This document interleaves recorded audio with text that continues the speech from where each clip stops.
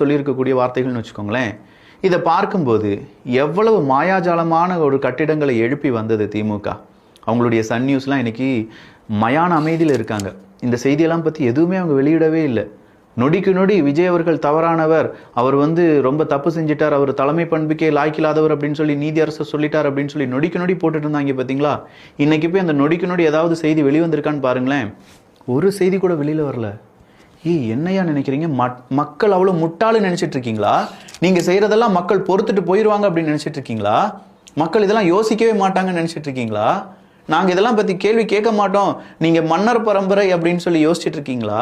தூய்மை பணியாளர்களுடைய முக்கியமான தலைவர் கேட்கிறார், நான் வந்தது கிரீடத்துல தான் வந்தேன், நான் கிரீடத்துல தான் இருப்பேன் அப்படின்னு சொல்லி இங்க ஒன்றும் மன்னராட்சி நடக்கல, நாங்க மறுபடியும் 70 நாட்களுக்கு பிறகு எங்களுடைய போராட்டத்தை அறிவிக்க போகிறோம் அப்படின்னு சொல்லியிருக்கார். திமுக அரசாங்கத்துக்கு அடுத்த நெருக்கடி தயாராகி வருகிறது. தாவேகாவினுடைய வழக்கு திமுகக்கு நேர் எதிராக மாறிக்கிட்டு இருக்கு.